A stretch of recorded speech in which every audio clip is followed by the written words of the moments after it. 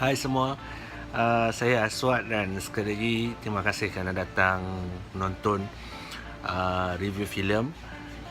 Sekali ni saya nak buat review satu filem Hong Kong, filem China lah sekarang ni panggil kan. So filem dia A Call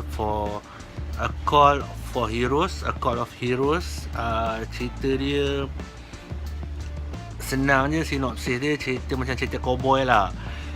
Simply satu kampung ni telah menangkap satu anak raja, anak warlord, dan mereka diberi dan tentera bapa warlord ni nak menyerang tempat ni kerana menangkap anak raja tu. So mereka diberi masa untuk membebaskan mamak jahat ni lah. Anak raja tu jahat. So dia orang tangkap dia. Jadi ada orang kampung tu berbelah bagilah. Setengah kampung tu kata lepaskanlah, nanti tentera datang kecoh pula kan. Tapi dalam kampung tu ada macam sheriff lah. Sheriff tu kata tak, ini adalah keadilan. Dan cerita dia bagi saya start tu best. Sebab apa? Saya kata macam tu sebab dialog dia tu mengenai kebenaran, justice, prinsip versus tekanan duniawi, tekanan cerita pasal prinsip. Jadi cerita Call for Heroes ni dia cerita pasal prinsip, dan cerita ni berlaku pada zaman lepas zaman di China, lepas dinasti Qin jatuh, dan banyak raja-raja kecil ni semua nak ambil nak jadi next emperor lah, lebih kurang macam tu lah. So salah seorang pada raja ni sedang berada tengah bergerakkan tentera dia kat satu kawasan ni, tapi anak dia tu kena tangkap sebab anak dia buat jahat di satu kampung, membunuh banyak orang, dan ditangkap oleh sheriff kat kampung tu. Tapi itulah cerita dia, simple kan? Simple. So dilema bagi saya, betul ada dilema orang kampung tu, sebab sheriff tu nak tahan juga anak raja ni. Orang kampung tu tak nak, orang kampung tu takut nanti tentera datang. So cerita dia macam tu. So pada mulanya saya okey je lah, sebab menarik, bagi saya menarik sebab apa? Cerita pasal prinsip, banyak dialog pasal prinsip, banyak dilema mengenai menyerah diri ataupun berpegang pada prinsip walaupun banyak orang mati. Dan para penonton macam diberikan idea-idea ni, diskusi sama ada perlu tak kita berpegang pada prinsip walaupun mungkinnya ramai akan mati akibat tindakan kita. Dan so cerita panjang lebar pun tak perlu, sebab itu je, that's the main dilemma of the story. So mula-mula saya suka. Mula-mula saya kata wow, ini saya nak ambil Blu-ray lah ni, sebab gambar dia memang satu benda yang baru mengenai diskusi about prinsip, politik, dan yang kita selalu dengar kan, sama ada orang tu nak pegang pada prinsip ataupun nak pegang pada realiti. Okay, so mula-mula tu seronok lah. Tetapi second half of the film, maknanya lepas tengah cerita tu, dia pula jadi macam cerita apa tau, jadi macam cerita kungfu biasa, yang bagi saya macam second part tu dia memang tolak semua discussion pasal politik, semua discussion pasal prinsip. Dan hero geng jahat, mamat anak raja tu yang kena tangkap tu pun yang mempunyai satu watak yang unik.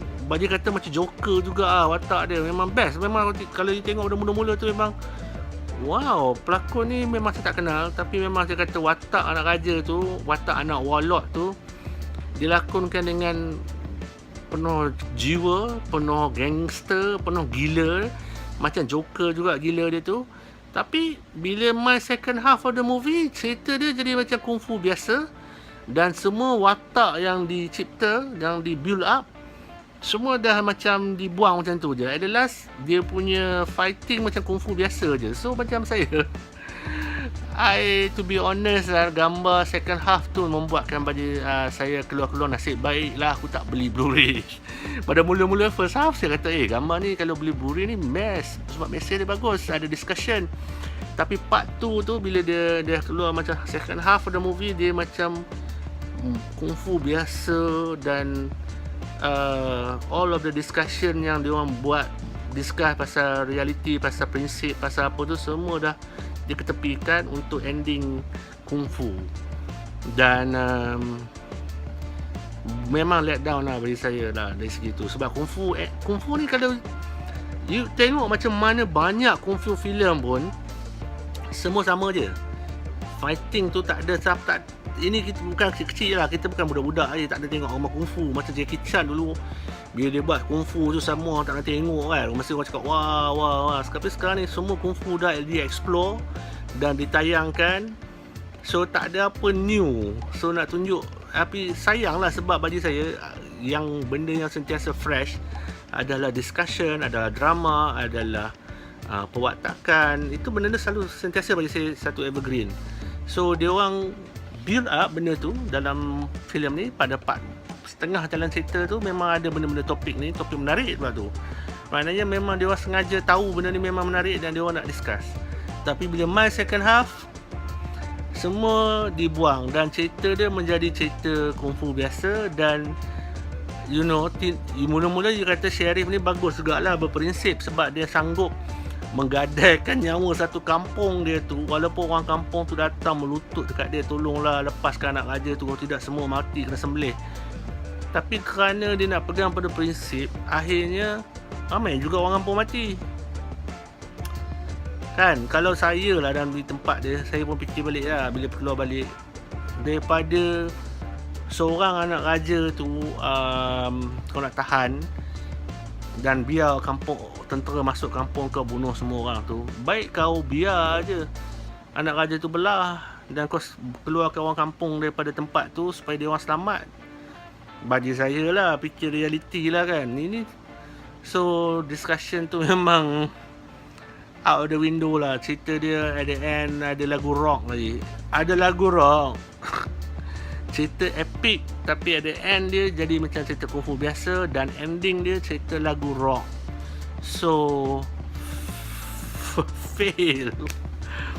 A Call of Heroes, gambar yang penuh potensi, mempunyai discussion yang banyak, mempunyai niat yang banyak. Saya rasa niat dia asal filem ni nak menonjolkan discussion tu mengenai prinsip, mengenai menentang korupsi, salah guna kuasa, semua tu ada bagus. Tapi ending dia tu akhirnya menjadi ending yang generik, yang biasa kita tengok, yang dah berulang-ulang kali discussionnya. Dan yalah, memang tak best. Ending ni tak epic, ending ni biasa, ending ni kungfu yang dah kita tengok banyak kali.